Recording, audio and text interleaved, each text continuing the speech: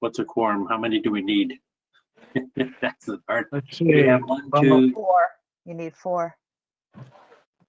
we have 3. Let's see. So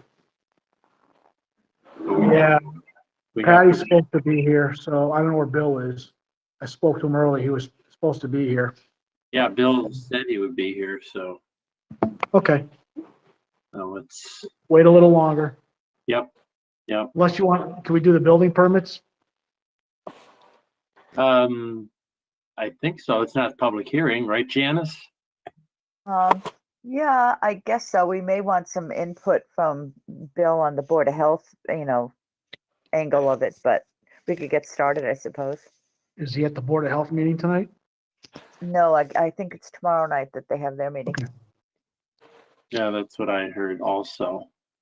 Sounds good. Well, Mr. Scott is in the room and he's here for Red Fire Farm, which is supposed to start at 7 o'clock, which it is now 7:01.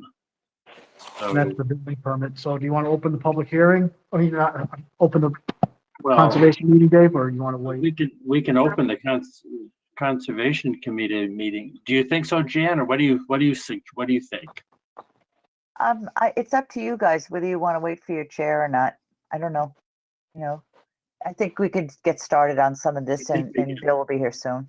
Because it's not the public hearing, so. Right. It's now 7:01 or, yeah, so. Bill, or Ed, let's start the conservation committee meeting now, commission meeting now at 7:01. And the first one is 7 Carver Street, Red Fire Farm, represented by Dwight Scott. Can you hear us, Mr. Scott? Yes, I can. Okay. Can you hear me all right? I do.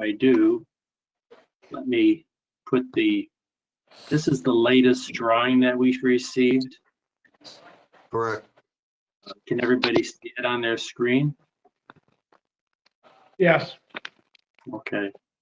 Mr. Scott, would you mind explaining, because this is the first time we're looking at this project, could you explain it for us?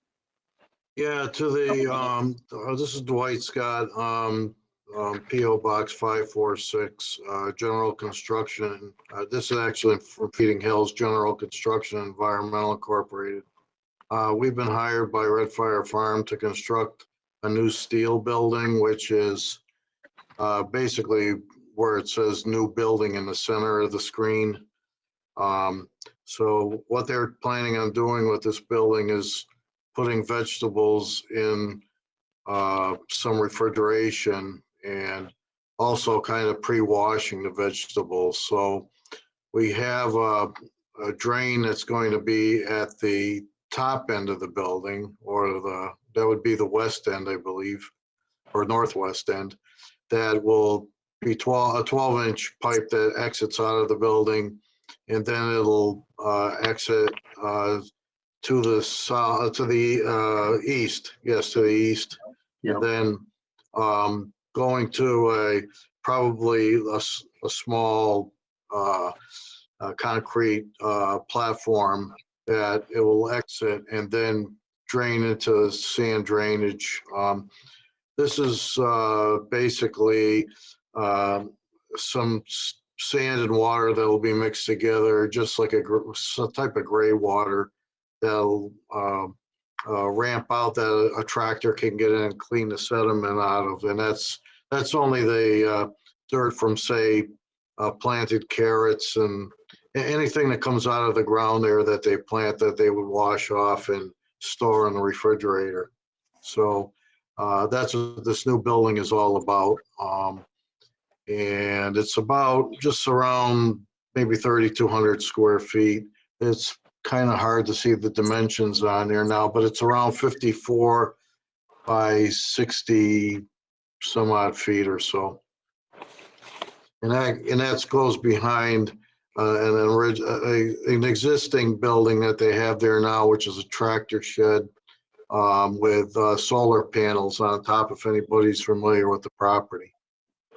So basically that's what the idea of the building is for them to use. I guess if anybody has any questions at this point, I'll try to answer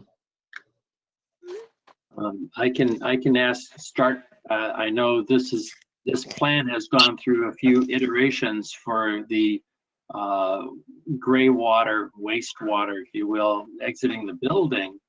And Janice and I were able to do a site visit last week, and we realized that this is a new design, which I like, because one of the elements that the reason we're being asked to look at it is behind these greenhouses are 2 isolated wetland areas.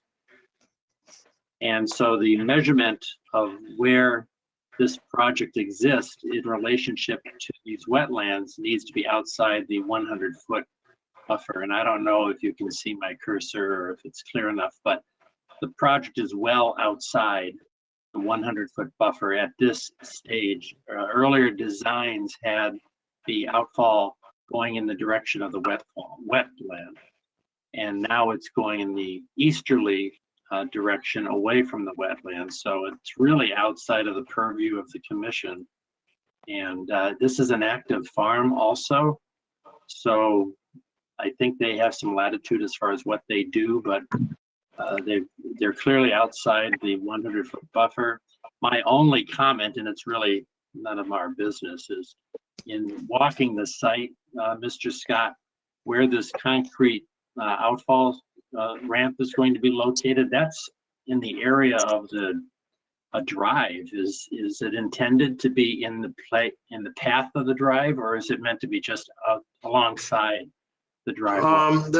That's actually to the east of the drive. The drive is a little bit further west along the equipment storage barn. Gotcha. Okay. That's spelled out there, and then the greenhouse. And it's not, it's kind of a beaten path kind of thing. It's a little bit more evident as you get towards the front of the property, which is to the left of the screen, and it dissipates as you get alongside that first greenhouse. Yeah. So we're not obviously going to put it in the way of that pathway, but just beyond it. Right.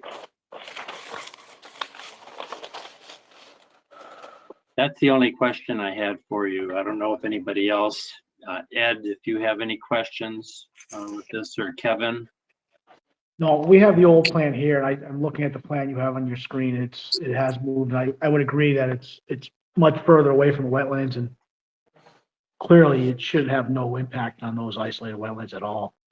That's my observation as well. Kevin, do you have any comments? No comments. No comments.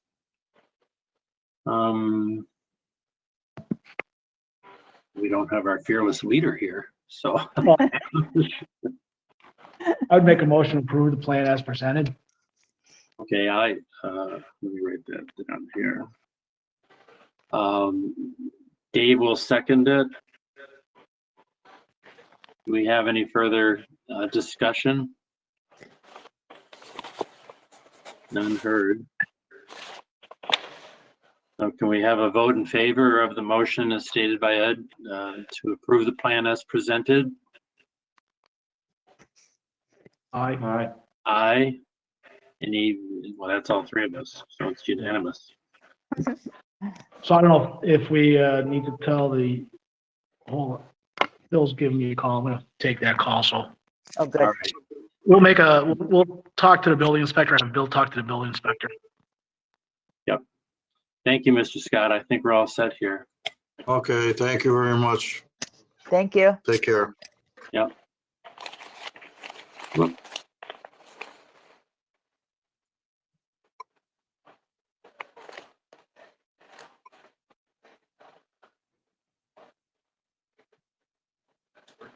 Let's see here. That's the only, nobody else in the room, so. Bill's on it. Bill can't find the link to the meeting, so we're sending him an email with a link, so he'll be on shortly. Okay.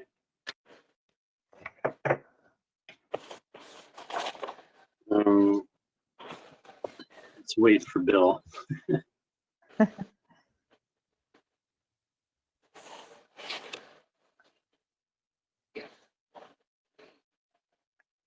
You want to go through administrative or you want to wait for Bill? Let's wait for Bill, Ed. 'Cause Okay, that's fine. He should be here shortly. I don't know if, I mean, there's an elephant in the room, but I want to wait for Bill to talk about that. Understood. I'm gonna sign I'm gonna initialize this permit for 7 Carver on the building permit side, and Oh, Kevin. good. Oh, So good, good. I'll let, somehow I'll get over to you. So Ed, are you at home or are you at the library?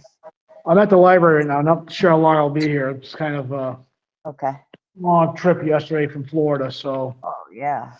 I'm kind of ragged right now. Pretty Thank you. tired. Thank you for getting back so you can get to the meeting. Oh, no, Appreciate no it. problem. And that's great that you're there so you can sign that permit right now. So Yes. that's great. One down. Right. Well,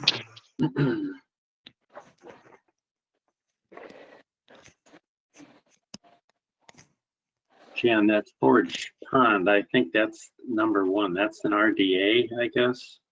It's number 2. One is Number 81 2. Pleasant. I meant, yeah. Yeah. Okay. Yeah, I'll talk So about we- Forge Pond. Okay, okay.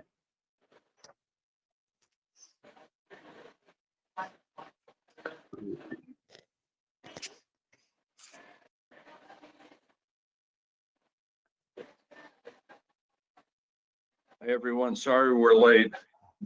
Well, Bill, Couldn't find the link. that's odd. You must have been in the Twilight Zone. Well, I don't know. Well, Kathy sent me a Dropbox folder and I'm having trouble opening the Dropbox, so that's a problem. All right. Thank you. I couldn't open the Dropbox either, so it's not only you. Okay. Anyway, thank you for sending that along. Yep. Okay, Dave, where are we quickly? We started the meeting. We did, Mr. Scott, Dwight Scott was here for Red Fire Farm. We reviewed the latest plan, just to bring you up to speed. If you've seen the latest plan, Bill, I think. I did, yeah. There was like plan 3.0 or something. Yeah, there was, yeah. And basically it's well outside of the wetland, 100-foot buffer. And it's an active farm also. So we made a motion to pass the drawing, approve the project as based on the drawing that was submitted, and it was a unanimous vote. So Ed signed the, I don't know exactly what he signed, Ed, but he said he signed the paper at the library, Building permit. building permit paper for the applicant. Okay, that's fine. I'm recused on that one anyway, because Red Fire is a customer of mine, so that's fine. Okay. You want to tell the building inspector we signed off on it though, Bill? Well, I can't Bill? sign off on that, Ed. No. Can you tell him that we signed off on it? Briggs. Yeah. Yes, oh, yes. Yeah, Yes. just give him a little verbal. Oh, yeah, Yeah. tomorrow. It'll be Yeah, when I talk Kathy's to him folder. tomorrow. Yep, Yep. yep. So we were talking about doing administrative functions because it's actually only 7:13 at this point. And I mean, we can't start the public hearing until 7:30. So do we want to do that, Bill? Yeah, Dave, could you bring up the agenda, please, on your screen? I just had it. Let's see here.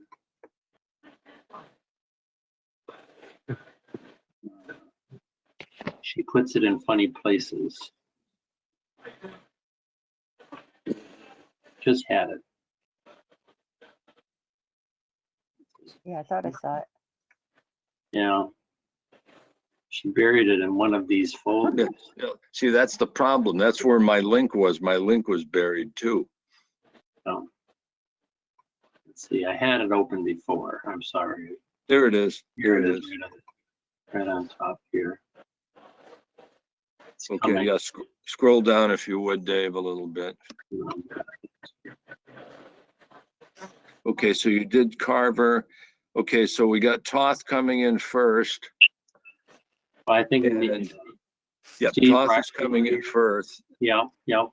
And then we've got, And this, The second one here is the Forge Pond. That's water chestnut. Yeah, that's water chestnut removal. pulling. And then Yep, we that's- have number 3 is Ben Thornton. Yep. Neil Jackson is here to speak about Amherst Street. Then we have Coles Hill. Janice and I looked at that site today for Paul Panadice, I guess. And Neil Jackson is here to talk about that project.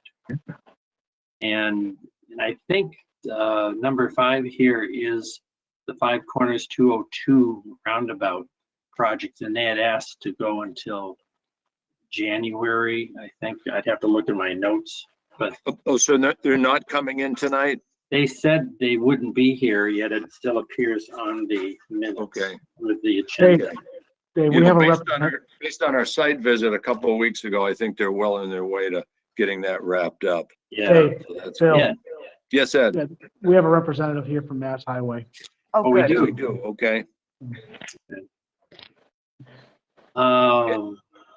And then the number 6 here is Chris Aldridge for Aldridge, the mill Right, demolition. And that's it for this.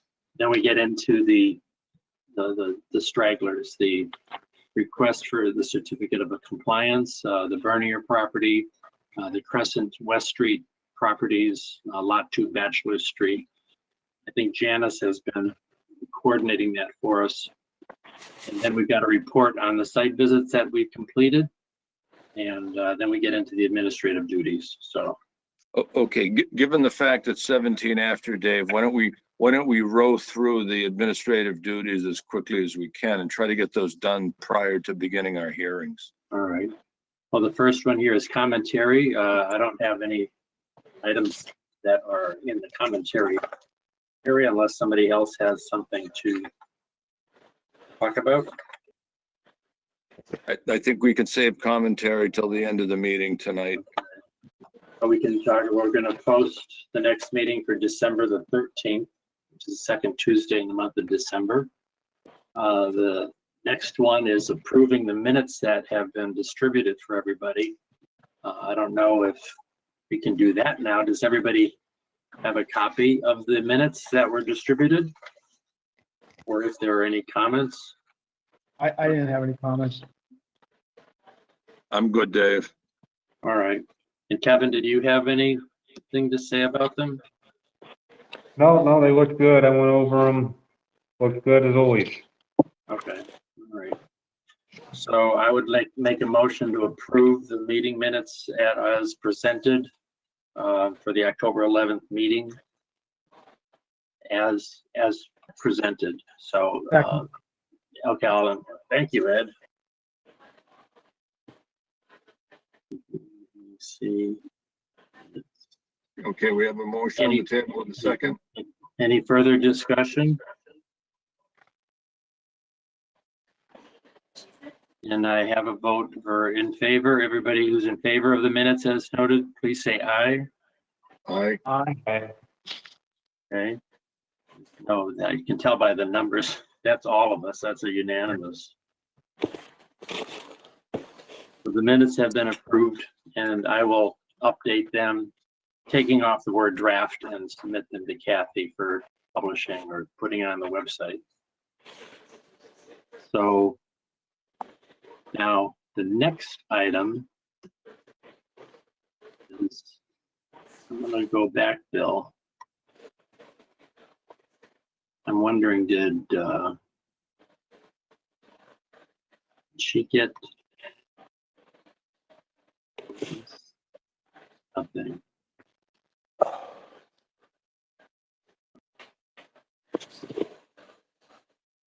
So Jan, you had submitted your. Yeah, my hours, And last night. I can find it. Just not going to be. When did you submit it, Jan? I think it was last night sometime.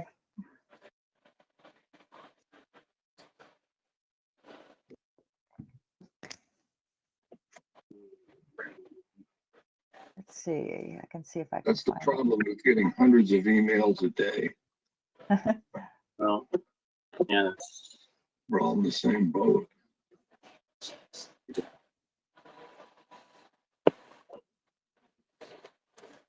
all right. So this is the only invoice we got, Janice, right? Right. For your hours for October. Yep. And you said you would talk to us about, Yeah, the Verizon stuff. but right now, let's look at this piece of it here. So you're submitting 36.75 hours to the Conservation Commission for the month of October, for a total of 36.75 hours, for an amount of $918.75. I hear, can somebody make a motion to approve it, or do you? I move to approve the amount stated by David. Okay, Second, Ed, thank you. Any further discussion? All in favor of the paying the amount as stated in the invoice, please say aye. Aye. Aye. Any noes?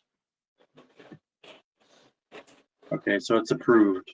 And Thank you. what did you want to say about the telephone, Jan?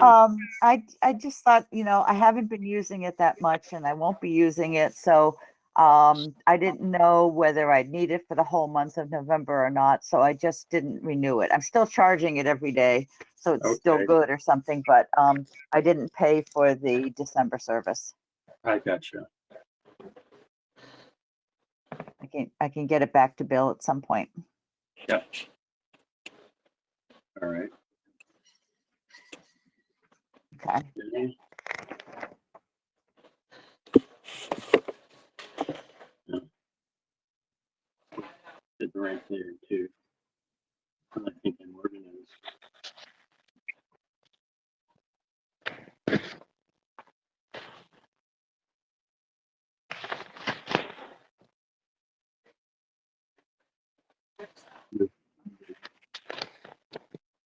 All right.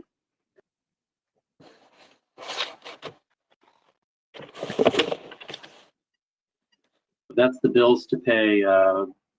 Any financial accounts updates? I guess, Ed, this usually falls to you at the library if there's anything there. I do not see anything at this point. Still looking. Do you have a yellow Nothing. folder from Kathy at all? Yeah, I don't have a bill. There's nothing here for Nothing in financial. it? Okay, that's fine. No worries. We can skip that. The outreach, education plant of the week, anything to talk about there? I didn't do anything because I was trying to get all the other stuff out in the Munsing Ridge and stuff. And I Sure. figured the meetings were going long enough that people didn't need Yeah. too much more. Right, that's true. Thank you. Yeah. News and announcements, Bill. I don't know if we want to talk about at this point.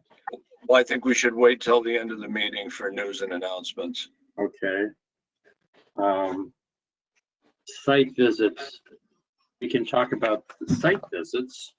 Or we can talk about the gravel pits in general. We can talk about the gravel pits, and let me, we were able to speak, Janice and I were able to look at, we completed all of our site visits for Naraki, Ondrick, and Orland gravel pits. And in talking to each one of them, they would prefer that we hold these site visits. They were thankful we're not there in the middle of the winter this year, but they would really like to have the visits completed no later than May of each year, because that's when they send in their application. Every year they have to submit an application, and the site visit technically is supposed to be completed for that application to be approved by the town. So that's the only comment. We did not see anything. I mean, these are existing sites, they're existing gravel pits. There really is nothing new to look at. We got to both of the Naraki properties, Bill. We did their one on Lion Street as well as the one on Carver Street. And of course, Andrik we had a very good tour again, not as extensive as last year, but a very good tour of their how they mitigate their stormwater runoff before it gets into Stony Brook water basin. So, Dave, approximately how much time did you expend on the Andrik site visit? well, Andrik alone, and that's usually one of the more extensive ones. I'd say we were there almost 45 minutes to an hour, wouldn't you say, Jan? Wow. Yeah, I think so. Yeah, And this year we drove around the property. Last year we walked around the property, and I think it felt like over 2 hours. yeah. So think this so. was quicker, but we drove around the property this time. So Okay. It's a big property and a lot of it is active, so you need it. The thing that's perplexing to me is the select board gets the money for the site visit and the commission doesn't get any reimbursement whatsoever for these site visits. Huh. right. And we're spending a lot of people hours on these things. Maybe we can get that changed in the future. Yeah. Well, Naraki, again, that's a fairly good sized property. The Orleans site over off of Bachelor Street is probably the quickest because it's really reserved. The only conservation area is reserved to where you cross Bachelor Brook. Right. And that's a pretty stabilized bridge at this point. So there's not much to look at the Orland gravel pit. So we also went to 81 Pleasant Street for Mr. Toth. We're going to talk about that shortly. And of course, we went to Carver Street for the Red Fire Farm, as we mentioned. Today, we also went to Lot 8 on Cold Hill Road. And we also were able to meet with Rita Banks at her property at 142 Chicopee Street, which is adjacent to the Turkey Hill Brook. Is Rita Banks on as a separate discussion point tonight? I don't think it is. It was tied to. Is it, Dave? Why don't we briefly talk about it for the next 2 minutes? Rita Banks. Yes, please. That was, they had that, and I wanted to look at this. The driveway that she's using to get to her house was actually it looks like one of these forest cutting roads that have been put through Granby, but she said it was actually a continuation of Baggs Hill Road. It was a dirt road, and that went all the way through to 202.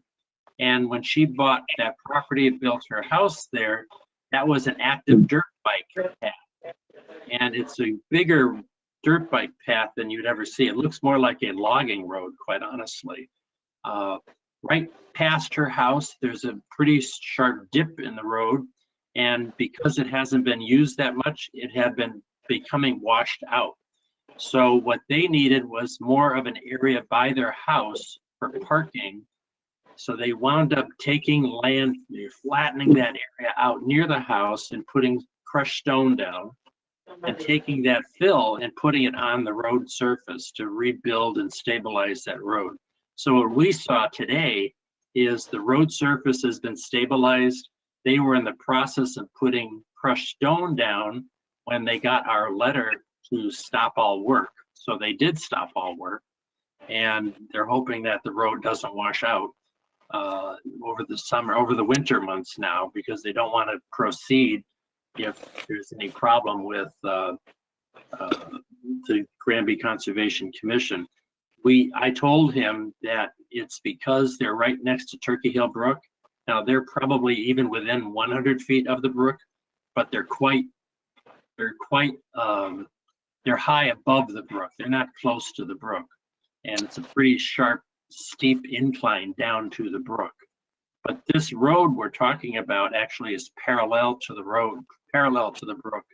And where they were putting the fill was on the road surface to fill in the gullies, fill in the ditches that had been caused from the storm runoff that runs down that hill. Okay, may I backtrack just a touch? I believe about a month ago, Janice, Kevin, you and I, Dave, were out at that site, And I believe we saw a bobcat on the top of the hill removing earth from the slope behind the house. That's the embankment, right, right. Right. So was that the material they were using for the fill? That's exactly the material they're using for the fill. Okay. And I So, think they were stockpiling the material on the top of the slope at that particular time. it may be when we were there, but when Janice and I were there today, that whatever that stockpiling has been pushed and it's now on the roadway. And I gotcha. there's nothing on the hill towards the brook. So that's still the virgin surface. And there was nothing on it. So I don't think they were pushing it towards the brook. They were pushing it towards the washout of the roadway. Okay, fair enough. Okay. And Well, then they're putting crushed stone on top of that. okay, all right. Let's table this discussion for now because it's 7:31 and we should probably get to our appointments, but we'll continue that a little bit down the road. So go ahead, Dave, please. So we open our public hearing now to first appointment, which is 81 Pleasant Street.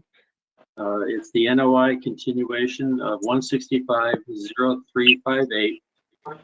Granby Conservation Commission 2212, filed by Gary Toth for proposed construction of a small business building on the footprint of a demolished single-family farm home with regards to property located at 81 Pleasant Street and known as map 3-G1-2 in the town of Granby.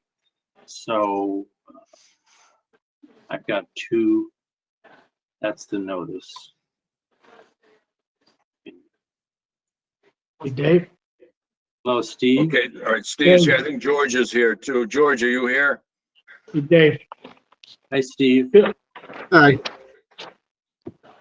Hey, Dave? Steve? Yes, yes. Dave. Bill, I'm gonna recuse myself because I work with Alan Katowicz, who is the builder for the Of project. course, Ed, yeah. So I'm that's gonna fine. recuse myself. My phone will be on so that Kevin can chime in. Okay. Hey, Is Steve. Gary Or- Toth here? I guess, is George Costa here? Steve Ryber. I guess it's Yeah. just Steve. Steve, go ahead. Why don't you introduce the project and we'll get started here. Yeah, certainly. Well, good evening, everyone. I'm Steve Riberty, senior wetland ecologist. So the lot, like you said, it's a former single-family home at 81 Pleasant. The home was demolished a couple of years ago. The whole property itself is all currently just lawn area and some areas that were kind of impacted from the home removal, some unvegetated areas. It's wooded on all the other sides, the north, the west, and the east, and faces Pleasant Street. There's a wetland located to the north side and the eastern side of the site, off-site, but it projects buffer zone into the lawn area of the former home. What Mr. Toth wants to do is develop a roughly 30-foot by 100-foot building, commercial building for his painting company for storage. It will kind of be over where the former home was, but also extend out eastward into the areas that were formerly lawn of the home that was there. The structure will be a concrete slab with a wooden structure located on the top. There's a gravel parking lot that's proposed between Pleasant Street and the structure. That'll and a little bit of a paved shoulder coming into it. There's going to be some stormwater management. There'll be a swale located between the road and the gravel parking lot, which will convey, runoff from the gravel areas around into infiltration basin. And the infiltration basin will also receive the roof runoff as well. And from there, so the plans have changed a little bit from what we submitted. Those newer plans were submitted to you guys yesterday.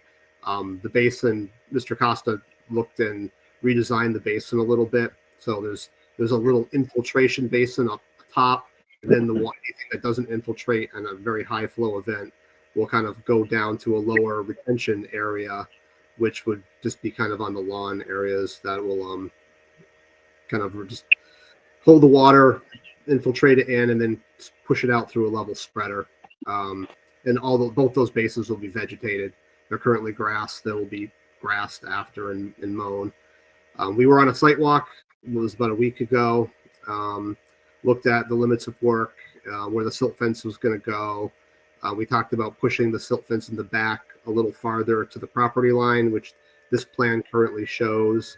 And we also added construction fencing on there I'm sorry, I correct myself. I said silt fence. We're going to use wattles, but we're going to add construction fencing as a visual barrier. So, in the winter, or if the wattles are low and there's construction equipment by, there's still that visual demarcation of the kind of the no work area on the property lines. 100-foot buffer extends into the site. Probably half to 2/3 of the structure is located in the 100-foot buffer where the work is. A little bit of the work is going to be in the 50-foot buffer, kind of on the back of that low basin. It's all lawn, and it will be essentially grass when it's done. But I'll note that it's in the 50-foot. There's really nowhere to really shift things around out there, but you're really not changing, the character of that part of the site by converting it into a basin per se. We have a DEP file number. We just got that last week. I think it's 3058. And I don't know if George Costa's on to answer any specific stormwater questions, but that's kind of the project in a nutshell. I know we just submitted some information a couple days ago on a revised plan, and George submitted the stormwater report that goes along with this plan. So that's kind of where we stand now. So we're here to kind of take any questions you have and see where we go from here. Steve, this is Dave. Do I have the correct drawing on the screen? Yep, that's the current drawing. Okay, great. Thank you. Yeah, that seems to be a revised drawing from what I looked at yesterday. Is that Yes. a recent change, Steve? Yeah, that was just submitted yesterday. Okay. Janice, did you have some questions? Yes, I had a couple. George is there? Well, one thing I was wondering about is on the stormwater plan, it said that the owner was Jamroth something. And I was wondering. That's the company. That's Mr. Toth's company. Okay. I'll check if he's the owner, but Matt, the GIS lists the owner as 81 Pleasant Street LLC, I believe. We'll confirm.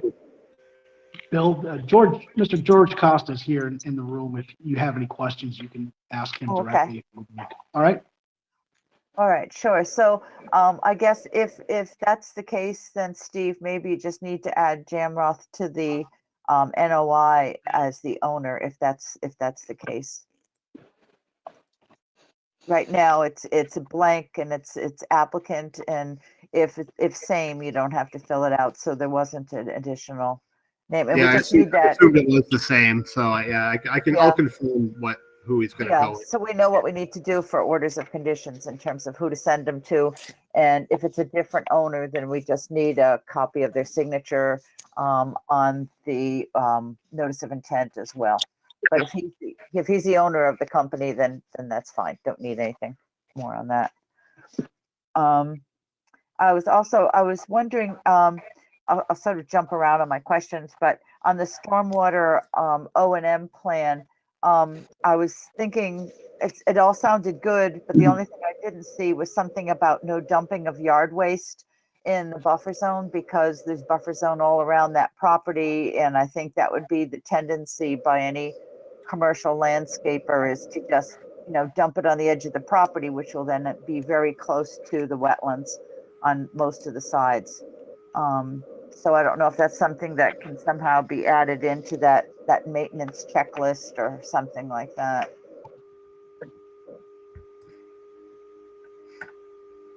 And George, I have a question for you. Was a test pit dug at the site for Basin 2, or did you use the Basin 1 test pit for both?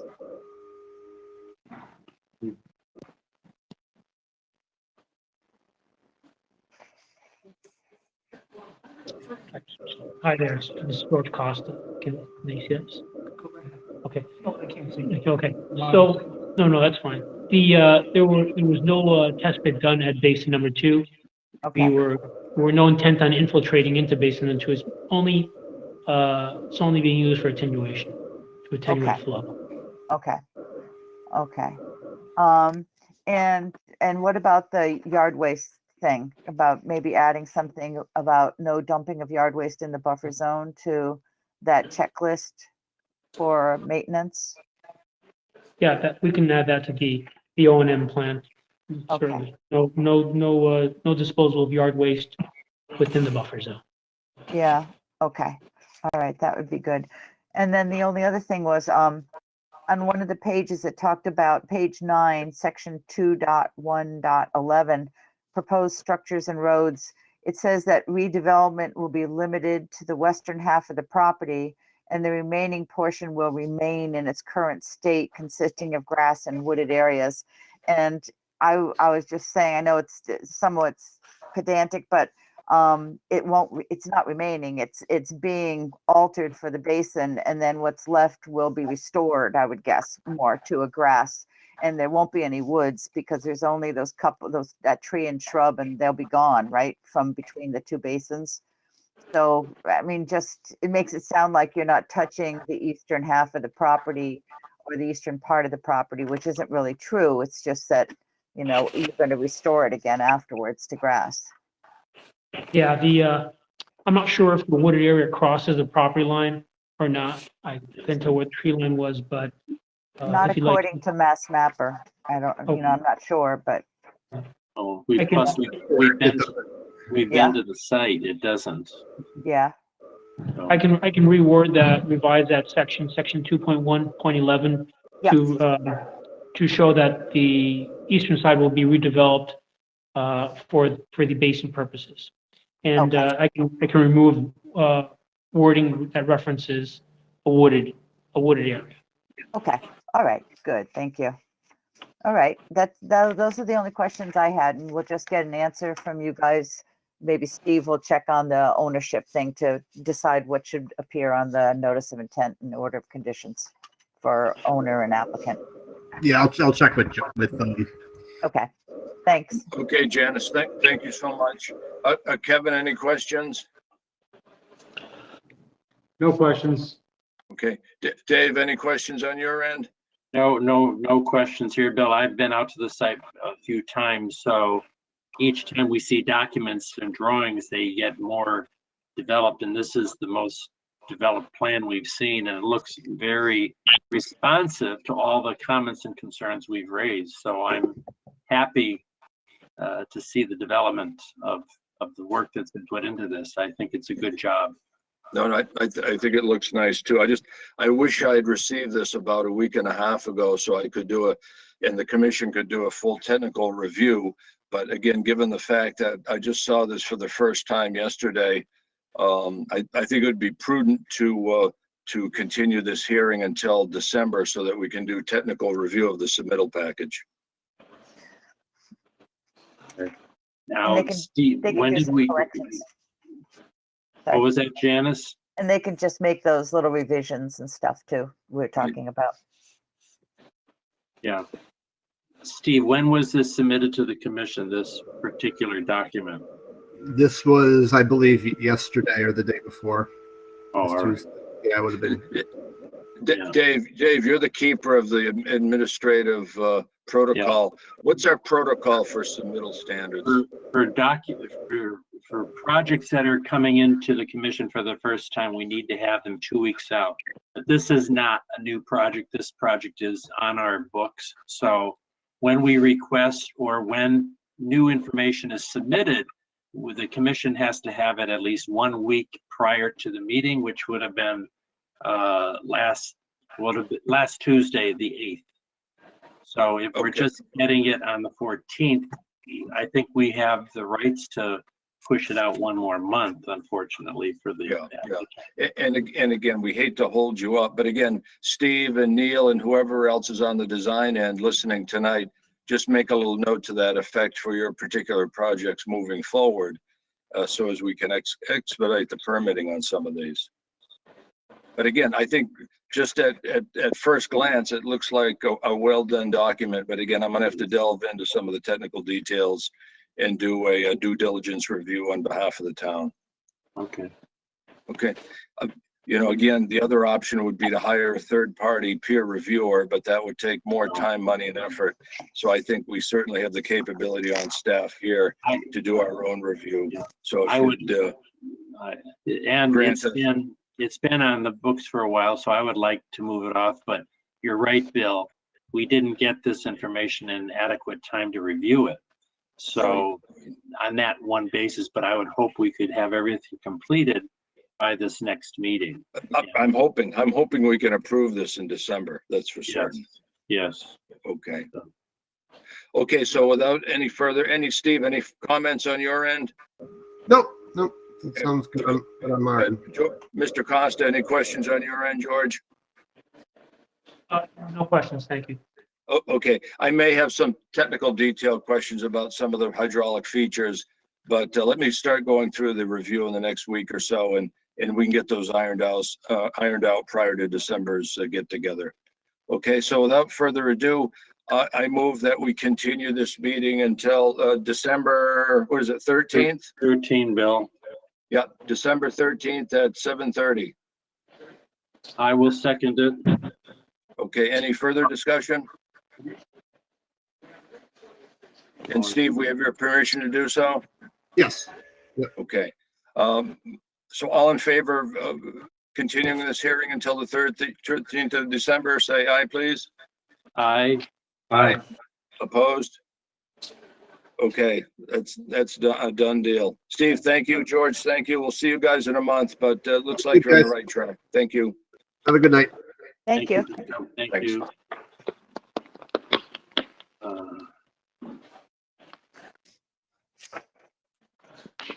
Next one on the agenda is an RDA, Granby Conservation Commission 2213, filed by the town of Granby to see whether area work depicted on plans referenced are subject to jurisdiction of Wetlands Protection Act or with regards to property located at Forge Pond School Street, known as map 14-B in the town of Granby.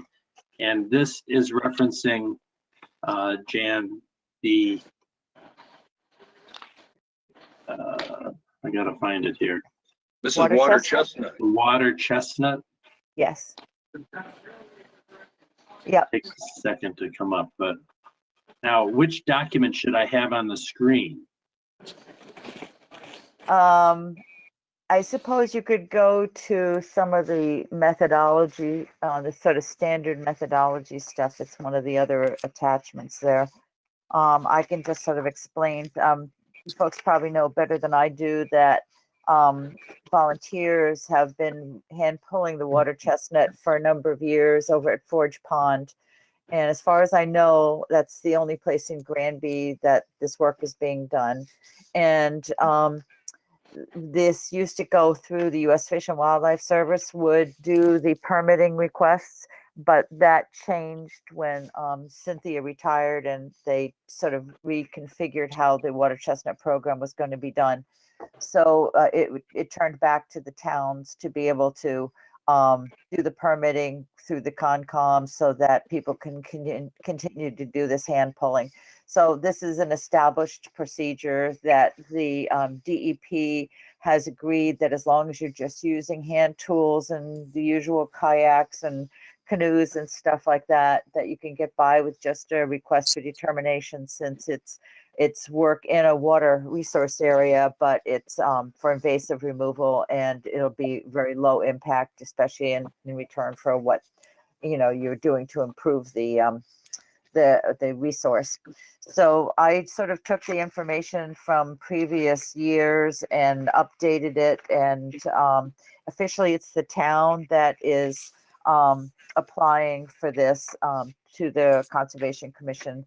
And the water chestnut methodology and some of the other paperwork background on it are things that Cynthia had put into previous requests. And I don't know. Oh, I did get a response from one of the coordinators, Aliki, and she said, I asked what they did this year at Forge Pond, and she said 2,790 rosettes were pulled, or 294.5 pounds.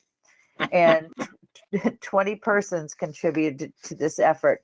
So it would be great if we could get some more people to help, but I understand part of the problem is that you have to put in your boats way up on, the wide part of the pond, and then a lot of the work is actually much further back in. So it's a bit of a ride just to get down there and then to haul all the stuff back. So I'm not sure about some of how the logistics of it, but that's sort of all I know at this point. And we did allow the volunteers to do the work without the new determination, just because of the time constraints of getting in there. Okay, yeah, question, Janice. So Sure. technically, when did they do the work? What month did they do the work this year? I don't know. I think it's during the summer. But it's been Okay. getting earlier and earlier every year. They find that if they can get out earlier, then they are able to eliminate some of the mass. Later in the growing season, the plants are much bigger, heftier. And so I know that's what they had been saying, was that each year they've been going out a little earlier, like up in Hadley, they've been working on this a lot. And Okay. it seems to help. Okay, so the next question is, how far out of compliance were they with our last permit? I think it had just expired earlier that year, if I remember. Okay, Yeah. okay. So this permit will be good for 3 years? Yes. Okay, good. Well, good. Well, thank you, Janice, for putting this together for us. Yep. Again, the work, the heavy lifting literally is the folks doing the Yes. 2,500 pounds of material, but hats off to them, certainly. Yeah. So any comments on behalf of any of the commissioners on this protocol? Well, it's pretty straightforward. I don't see any issues with it. It's all handwork. Yeah. So someone just put a little blurb on the screen. Who's CRC? What's that? Hi, this is Aliki calling from the Kinetic. Can you hear me? Oh, yes, Oh, go ahead. great. Yes, Great. please. Thank you. Hi.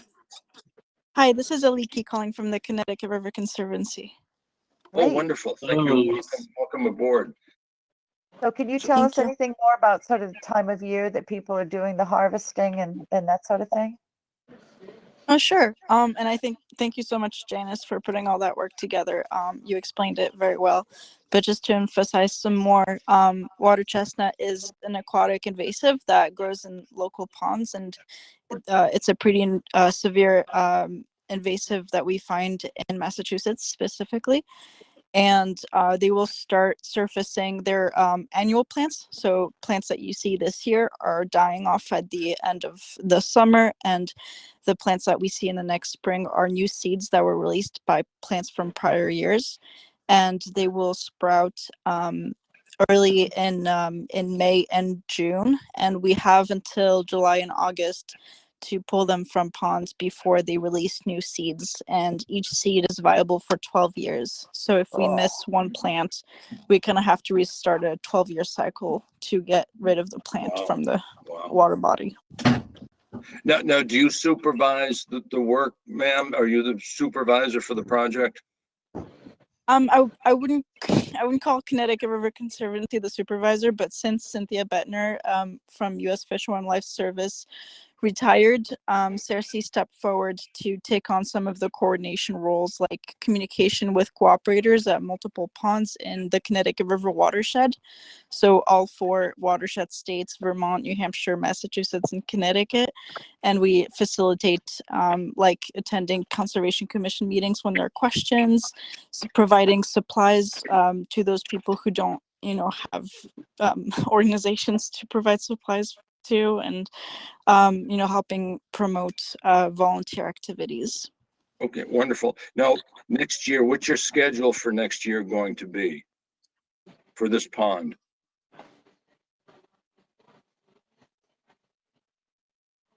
Can you hear me? Sorry, my Oh, yes, button is. no. Okay, great. So Forge Pond itself is stewarded by Dory Gullin, who's I believe a Granby resident, and so she's done an amazing work there. for many years, controlling the spread of water chestnut, and so we've been supporting her. So she's been the one to organize events, and we've helped her by sending some of our paid staff over to help with the labor. And I think this next year, with more coordinated efforts, we can organize larger events to bring in more volunteers. But I don't have a schedule yet. Oh, okay. And again, Dory checks in with us from time to time. And again, thank her on our behalf. And it would be really nice if she could just come to the commission meeting prior to the month where they're going to do the poll, so that we can offer any assistance that we might have available too, and at least to give us a heads up as to what's going on with the project. But thank you again for the update.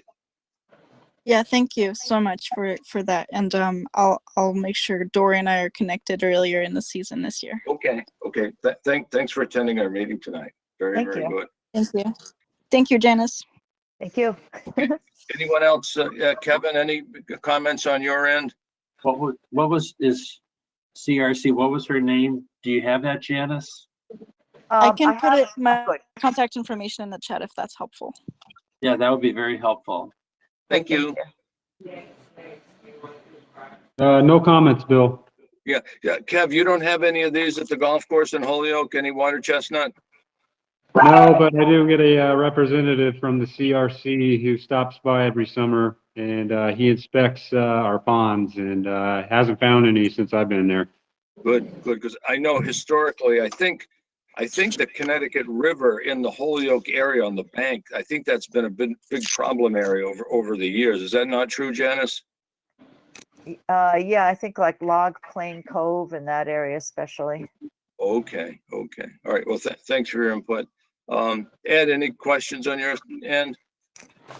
No questions, no comments. Okay. And Dave, anything else? I have nothing to add, Bill. Okay. Any homeowners on site? Aliki Fournier, that's the name. You have that now, David. Oh. Leaky? Yep, she Oh, just boy. blipped it on the screen. Weird. It was on the chat. Look in your chat box. I'm looking. It says CRC. All right. I can spell Fournier. We can check on it later. Yeah, that's good. Thank you. Okay. Okay, Janice, this is going to be a negative 1, 2, or 3? I was just looking up the form. Yeah, let's see. I would say I'm leaning toward 2, I think. Yeah, 2 is you're working in the wetland, but it's deemed to be de minimis. Is that true? Yeah. The work described in the request is within an area subject to protection under the act, but will not remove, fill, dredge, or alter that area. That's as close as we can get. Therefore, it does That's not it, yeah. require notice of intent. Yeah, negative 2 seems to fit the bill. Okay. Thank you. Okay, without further ado, I move that we approve this project, the Water Chestnut project at Forge Pond, as a negative 2.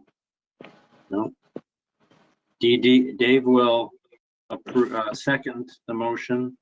Okay, we have a second. Any final discussion? No, nothing heard. All in favor of approving as a negative 2, say aye, please. Aye. Aye. Opposed? Okay, the ayes Thank have you. it. Thank you. Thank you, everybody, for participating and getting this done. Well done. Okay. Let's see, the Okay, next Dave, one next is, in the hit parade.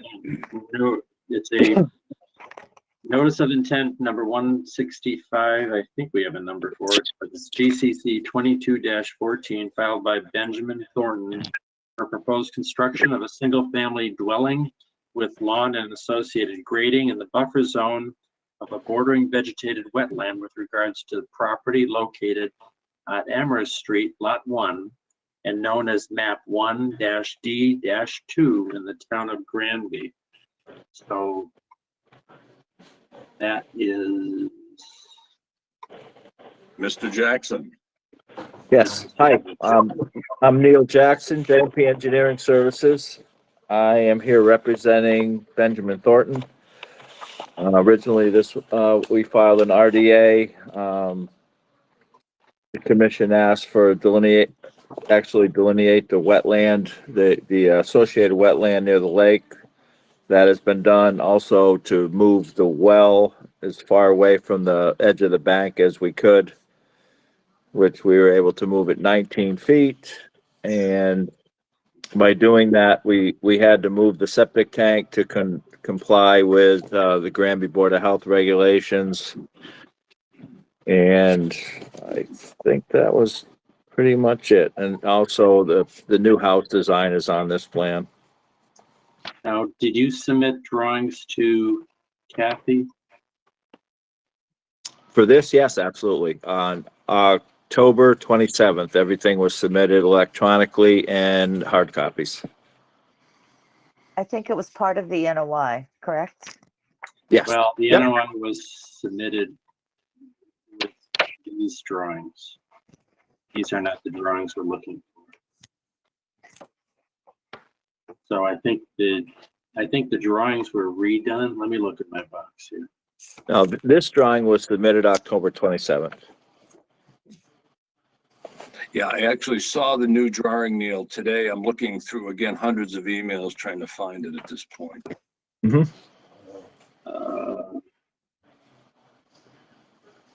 This might be it here. No, that's a different one. That's Kid Aldridge.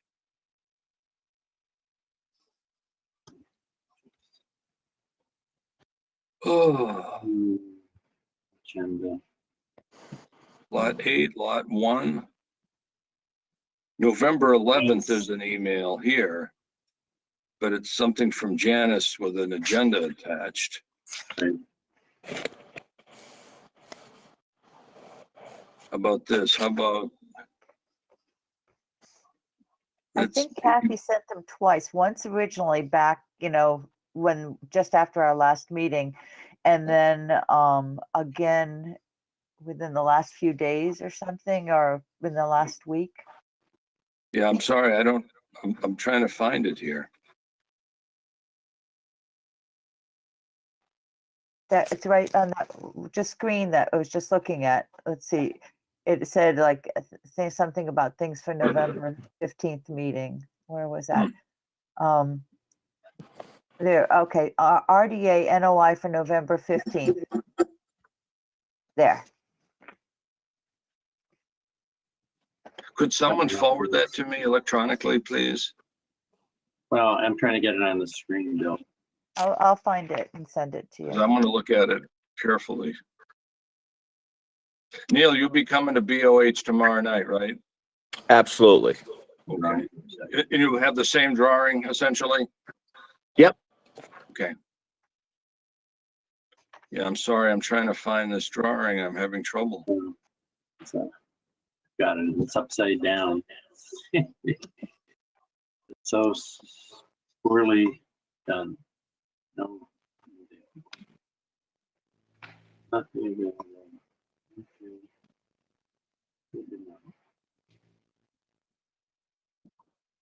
Oh, here it is. NOI Thornton. Yep. Got it? Yeah, let's take a peek. Oh, it's a 22-page document, Neil, Yeah. and the plan is at the back end of it. the Yeah. plans Oh, I at got the it. back I got end it. Very good. Thank you. I have it now. Let's take a peek here. Plans for septic system repair. Is this a repair or new construction, Neil? It's new construction. Okay, so that, this will have to redline that. Now, this thing's upside down and I've got to figure out how to rotate the screen electronically. There we go. I guess that's not gonna work. Did you figure out how to rotate it though?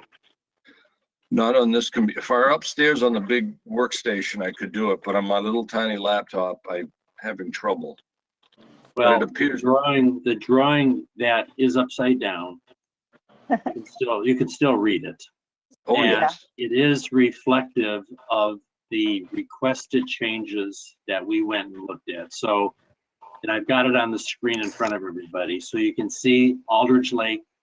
You can see the wetland buffer that Janice and I both inspected, and Janice, I think you agreed with the placement of the buffer. Yep. The measurement for the 100 foot is now measured from that buffer, not the lake. And you can see that the 100 foot, I guess what's drawn here is it's 149 feet plus or minus to the house, which we know the house is out of the range, but we were looking for the silt fence, and it doesn't appear the drawing shows the, well, what's this circle, Neil? There's a line, David, that says silt fence limit of work. It's a solid thin line. I understand, Bill, but there's no, well, I guess there's 100 foot Yeah, marked over here on the side. The Yeah, dashed yeah, line, That's fine. That's fine. 100 foot from the wetland. Yeah. And then Neil, the, question for you. How many feet laterally to the north did you shift the wooden stake depicting well location? 19 feet. Okay, did Mr. Lalonde? Yeah, yeah. spot that for you? Okay, okay. Yeah, he approved the location. We pulled tapes, and we also pulled a radius and painted a radius in the field just to show that there was plenty of room for the septic system. Okay, I've driven by the place about 4 times in the past 5 days, and I noted that. Okay, so I'm good with that then. I'm good with that. so all work clearly shows to be outside of and on top of the hill. Mhm. And Yes. a silt fence and a limit of work line, is that all the way installed now, that according to this drawing, or? The silt fence? Yeah. Because it didn't look like it was, this is a pretty extensive silt fence that's drawn. I don't believe it's in the ground currently, Neil, is it? The silt fence is, I think they didn't wrap it around, the backside of the well, but between the wetland and the hill, that silt fence is all in, absolutely. Trenched in, and actually we have, straw bales right along that area where the well is drilled. Just, Doesn't it make sense though, if the silt fence is depicted as such on this plan, that in the field should mimic this? yeah, we do have to extend it to the backside towards lot, what's that, lot 2? The neighboring lot, yeah. Okay.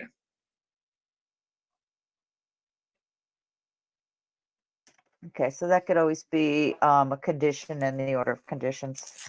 Yeah, we'll have to put that in as a special. And Neil, by the way, what is your DEP file number again? I could look it up. I know they did give us one. 359. It's 359. Okay, thank you. And Neil, you file this on EDEP, so it's electronically filed on the computer system? No, actually, I sent them a hard copy. Mhm. So that means Tom Guskos at DEP has to do the data entry, which I think he'll do for us. I don't know if Mark used to do this for us all the time. And Tom's gonna have to do it, because for us to issue the order of conditions electronically with a Form 5, the Form 3 has to be uploaded electronically.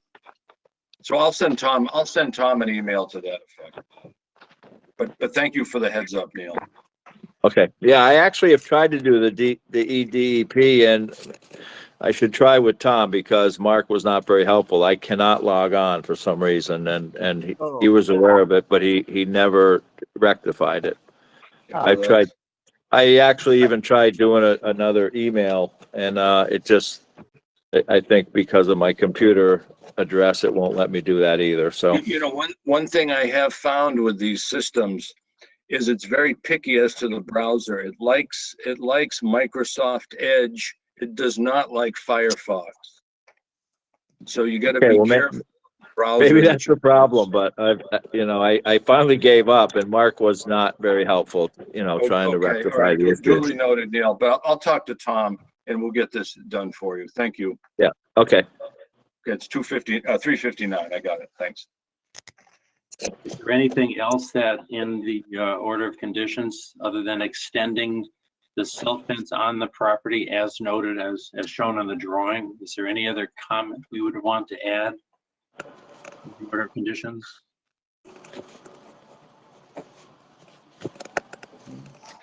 Dave, any comments on the plan set in your opinion?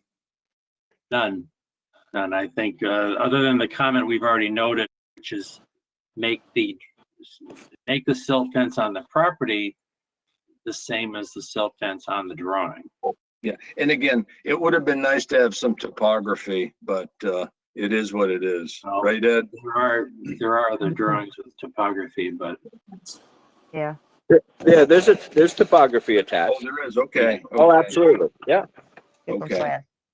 Because I think what's gonna happen now, the slurry from the new well will tend to go to the north now rather than to the south, and that's a good thing. Right. no. I mean, the topography, it doesn't look, Well, hold it, there's lines crossing. Ed, you're the topo expert here. Critique this topography, please. No comment. Okay, that's the same thing I had. Listen, this project's gonna be fine now. So let's just, let's not look at topography. Dave, Bill, do we have any other, anybody out there, any questions from the audience or other commissioners? We have, I believe, 2 people in the audience who are butter who may want to ask a question or Ah, want to ask anything. Open up for comment. We can open up for comments. That's fine. I think, and then if you want to come up and address the commission with your name and address, please. I'm here, Maureen and Dave Brathman here. We are owners of lot 3 and 4, behind lot 1. We're here to support Ben Thornton's build and everything we can do. All right, thank you. Ed, could you translate that? I just heard a bunch of echoes. I didn't Sure. hear the name. I have their name here. I'll read it off. All right, Maureen Graffin, Graffum, and David Graffum, Graffum. They are the owners of lot 3 and 4 of the same subdivision plan. So they're not, are you a direct abutter or you're down 1 lot? Right, they're within the reach of notification. They're 150 feet off. Okay. Correct. So they just voiced that they're in favor of the project. Okay. Duly noted. Thank you. Thank you. All right, listen, at this point, I move that we can close this hearing, folks. Are you in favor of that? Yes. Okay, I move to close the hearing. Second. Okay, any further discussion? All right, all in favor of closing the hearing, say aye. I Aye, opposed? Okay, that's done. All right, specials. So Janice, what do you think we should do for specials on this besides putting an extra note on regarding the silt fence? let's see. So I'm trying to remember, Neil, what's out there now? Is it straw bales or is it wattles or what is it? No, it's silt fence, and then we have straw bales. I think there's a dozen straw bales in the area where the well was drilled, just to, make sure nothing gets by that silt fence. So Okay. we didn't And then- extend that all the way because there's no slope, that we're far enough away from the slope in the other area. But we were Okay. more concerned about when the well was drilled to make sure nothing went down that hill. Yep. Okay. Okay, all right, so you got heavy straw bales, then you're gonna use geofabric silt fence for the rest of it, Neil? Yep, yeah, and that's in, except we just haven't looped it around the backside yet, but Okay, I'll make sure that's taken care of. okay.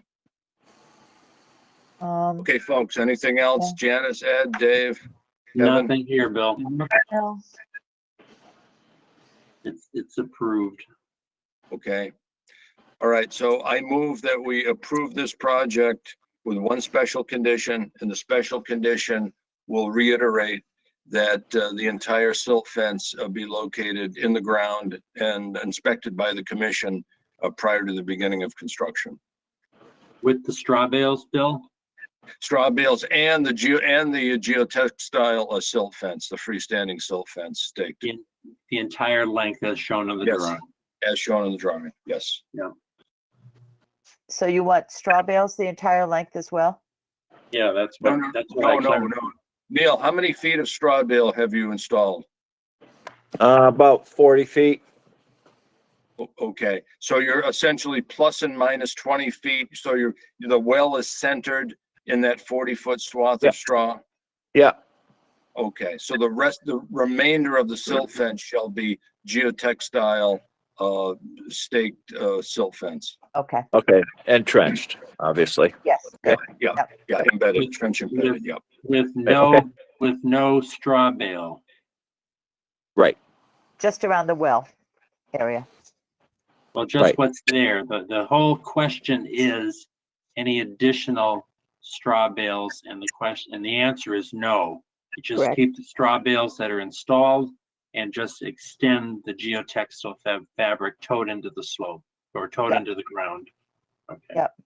correct. Okay, Right, I so, just want- so 40 lineal feet of straw bale plus geotextile silt fence for the remainder. Yep. Okay, that's simple enough. Okay, any other specials? Don't we have a set of standard specials? There's like 6 items. No, you basically said it was contact, install silt fence, contact Conservation Commission for inspection. Standards, we had like 6 of them before. We always used them. where can I find those, Ed? Yeah, Yeah, you got me. I know they're on the computer somewhere. We had them on our laptop. Well, they're not It's- on my laptop. Well, I I wouldn't think they would be. yeah, I don't have them either. If That you would could be find good them, to if know. you could find them, Ed, and send them over, I'd appreciate it. Yeah, I could find an old one in order conditions. We Yeah, could probably, yeah. you know, that's Yeah. all. We'll find, we'll Yeah, track it. We had some boilerplate specials, but we Exactly. didn't use all the boilerplate specials on every project. Yeah, like you say, it's, again, the Standard. problem is trying to find this is gonna probably take a while. That's the problem. I mean, if you want to just go with the silt fence, but notification to Conservation Commission. This is an NOI. We are approving it tonight, and the commission has 21 days to submit the order of conditions, I believe, correct? Yes, Bill? yes, That's correct, Dave. So I just want to make sure we have that in the notes here so that this order of conditions gets published on a timely basis. So mhm. Okay, so, But speaking what Ed was getting to, we have boilerplate language on the computer in Carnegie Hall. It's on that 2004 Sony Vaio, which is running, I think, Windows 3.1. So I got a feeling that's probably not going to be compatible with our new computer systems. well, we can retype it. Yeah, that's fine. You know, It's not critical. If the computer boots up, actually, I know I have it upstairs on one of my machines. And if there's any language in it that's going to assist in this project, I'll include it when I type up the NOI. If not, I'll simply put in what we had just discussed regarding the silt fence. All Okay, right. That's I'll just leave it to my judgment on this, just to expedite. okay. All right. Okay. Well, thank you, Neil. Okay, so a motion on the table to approve with the one special condition and possibly others. Do we have a second? I thought Second. we've already approved it, Bill. No, you close. No, we closed the hearing, Dave. We Yeah, closed the hearing. yeah. Now we're okay, so Ed seconded, right? approved. Yep. No, Yes. Okay, any final discussion on this project? conditions. Okay, nothing heard. All in favor of voting aye, do so by saying aye. Aye. Opposed? Okay, it's done. Done deal, Neil. All right, thank you very much. A long road to hoe, but we got her done. I know, that's okay. Hey, we got there anyway. That's all that matters. We Right. made it. Like Larry the Cable Guy. Yep, thank you. That's right. That's right. Oh, I'm not, you can get rid of me yet. I'm still here. Time for the Good next show. one. Well done. I'm up for the Thanks. next one too. All right. Oh, you're up for Brunetti's old lot. Okay. Yep. That's Go ahead, Dave. The RDA GCC 2215 filed by Paul Panadice to see whether work depicted on plans referenced are subject to the Wetlands Protection Act or subject to jurisdiction of any municipal wetlands ordinance or by wetland bylaw with regards to property located at Cold Hill Road, Lot 8, and known as map 3-A-12 and 3A-C-10 in the town of Granby. So what I'm doing here is looking. Is there a map? Okay, this is what we looked at today.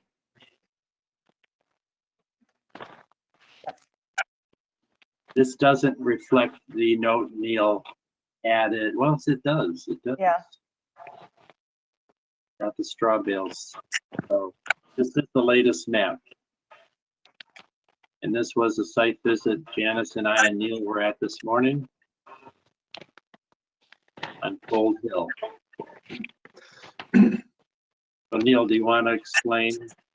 Yeah, I'm here. I'm Neil Jackson, JMP Engineering Services. I'm here representing Mr. Panadis for Lot 8 Cold Hill Road. The original design was submitted October 27th.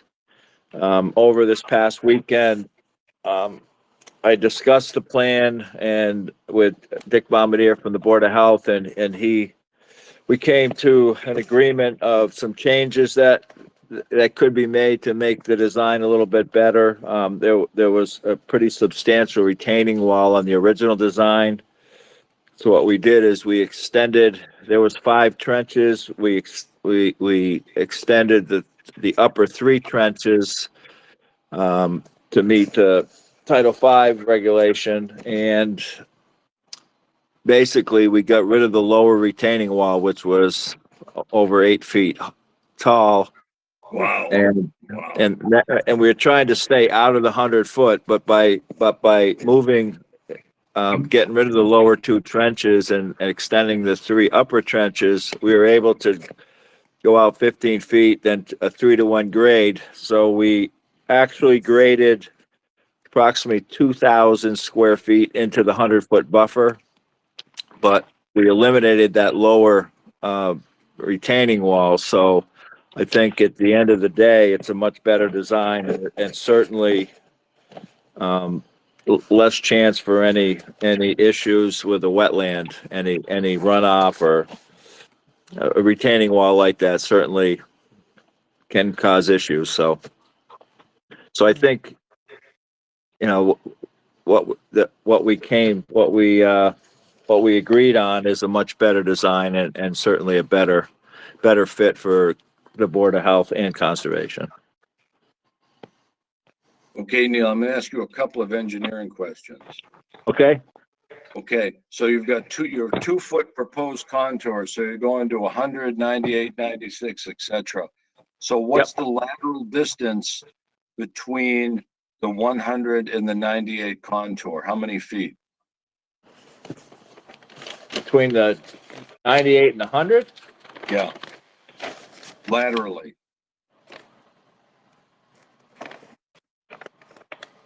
You should know this. Well, 2 feet. No, 6 feet. Because you're 3-to-1 slope, right? Your final grade is 3-to-1. Right. You got to have 6 feet laterally between your contour lines, right? Okay. Yeah. And does it scale to that? Does it scale to that? Make sure it scales to that. Okay.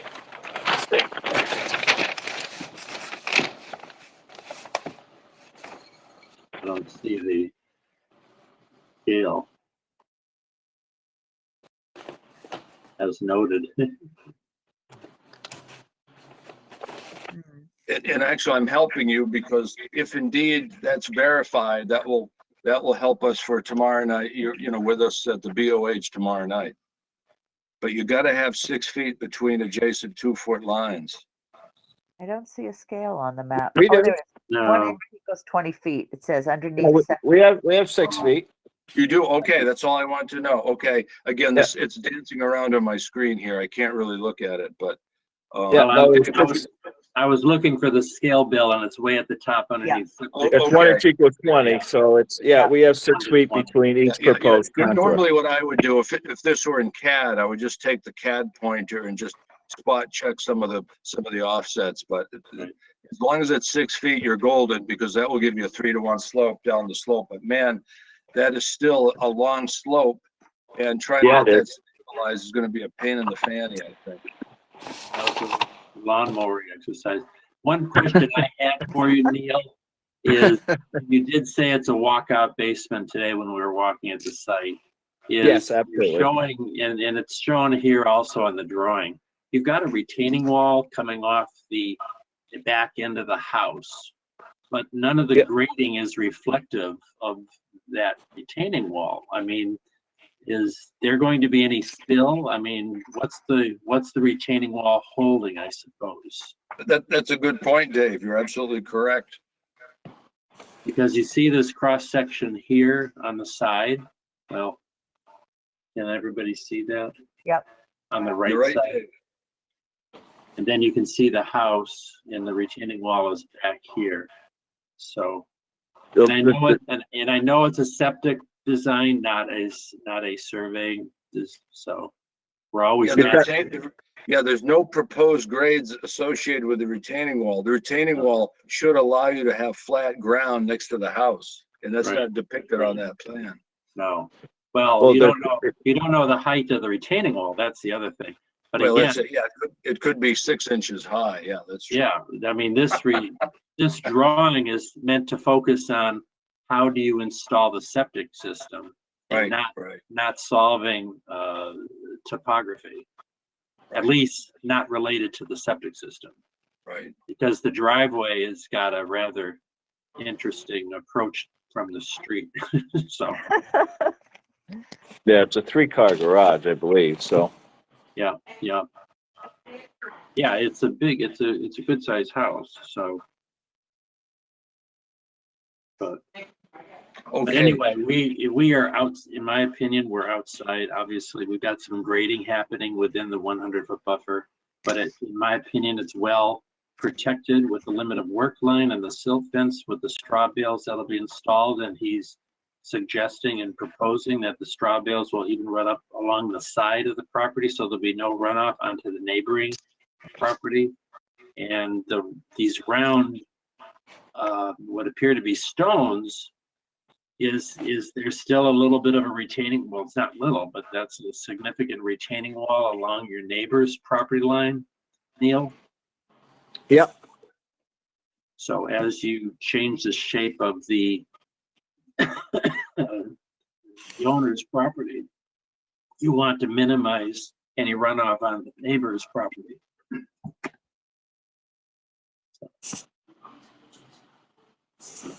But again, I think you are mitigating it, so, and it should work.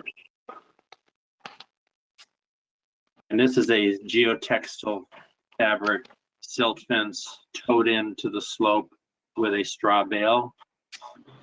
Yes. Yep. Okay. So what is it again? It's a combination silt fence? It's a straw bale and Yeah, it's both. We're actually using straw, staked in straw bales and silt fence, just because of the slope.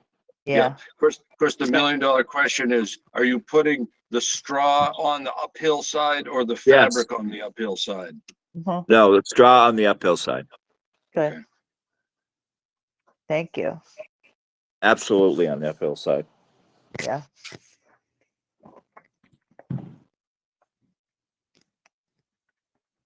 Oh, I see Mr. Campagna is involved on this one. Yes. Yeah, so I'm gonna have to recuse myself. I thought it was the other fellow that you were working with. Okay. No, I took over for him because he, well, it's a long story, but I hear you. I hear you. Okay. Okay. So put me in as a recusal on this one, Dave. All right, I will, Bill.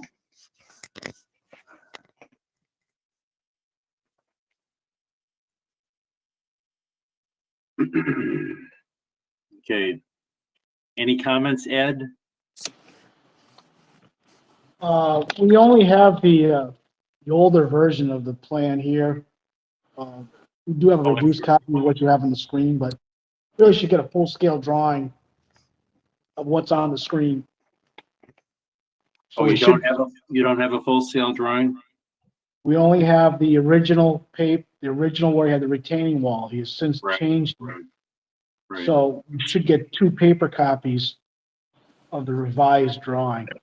So this technically is voided. Okay. Right, we're supposed to get paper as well as digital. So.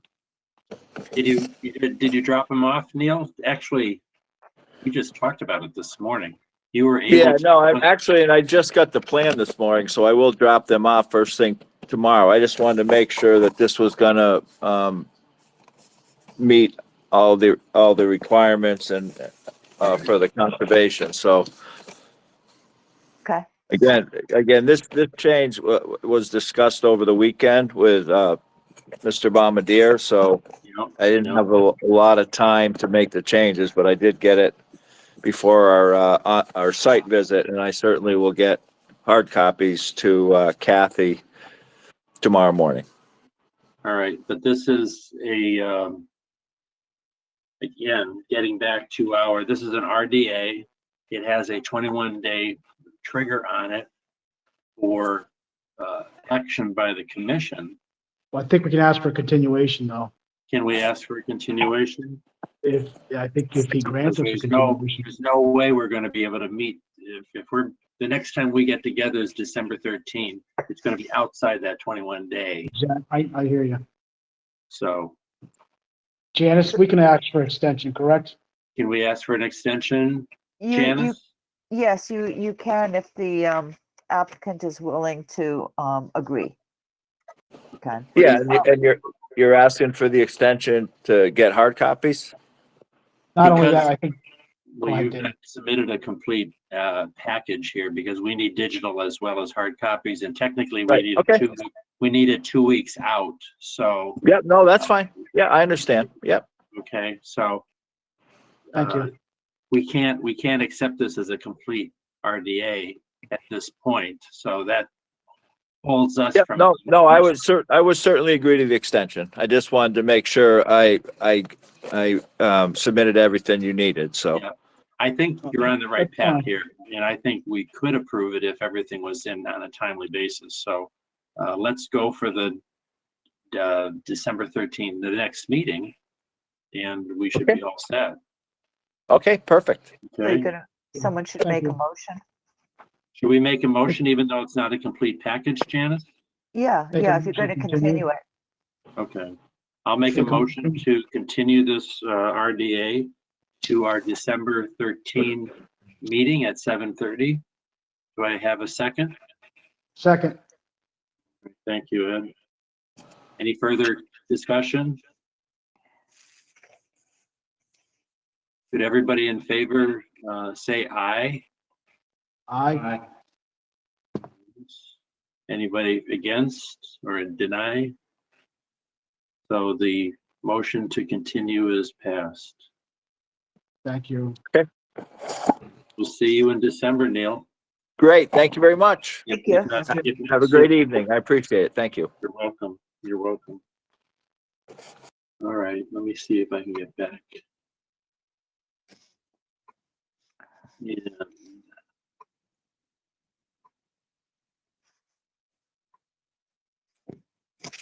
Next one is.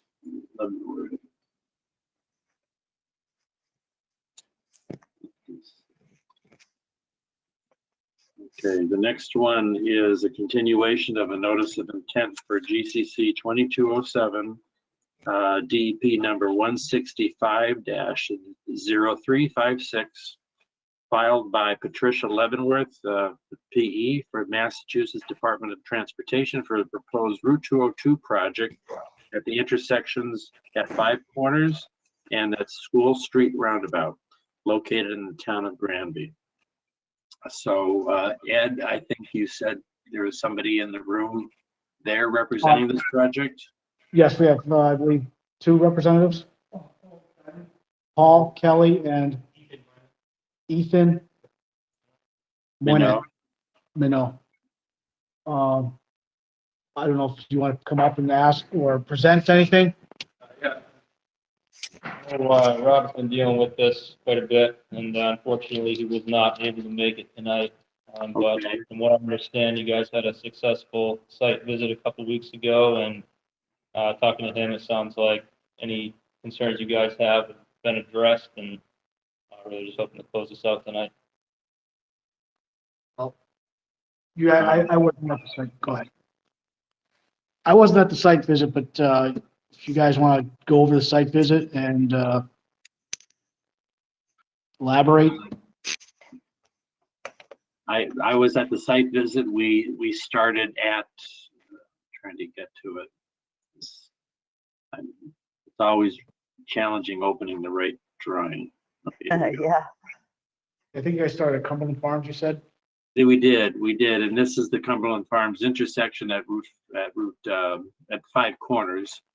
And basically we looked at everything, and at this particular site, we were most interested in this area down here. If you'll notice to the right of the drawing, you'll see the replication. It's a wetland replication area. So we physically walked it.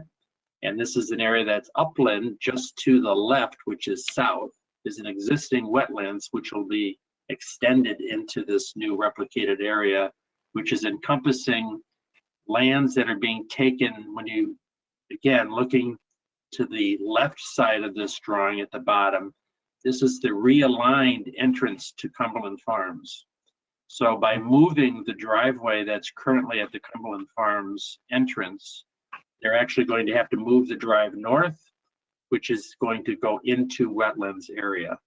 So that area that's being taken is going to be replicated in this area that we walked, as well as there's some taking, Janice, I believe, at the School Street end of this property that is being replicated at this location also. Did I say that correctly? Oh, so you're piggybacking the replications amongst the 2 sites in town then? Exactly. All the replication is going That's to, permittable. That is now permittable. Yes, all the replication occurs at this one location. that's permissible. And we walked it, and it looks like it works from my observation. So Jan, if I've said anything incorrectly there, please correct me. no, I think that's correct. Okay. Yeah, just off the top of your head, is the replication ratio 1-to-1 or is it greater than 1-to-1? I thought it was Greater. it's 1 to 1.5, I think, isn't it? Yeah, it's greater, yeah.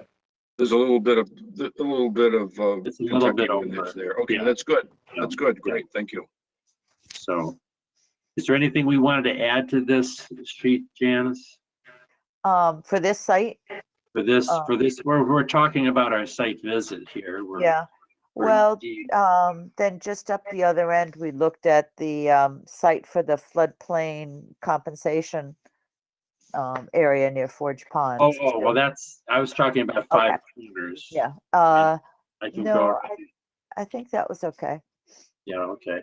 And then we drove up to the roundabout area, which is what we're looking at here.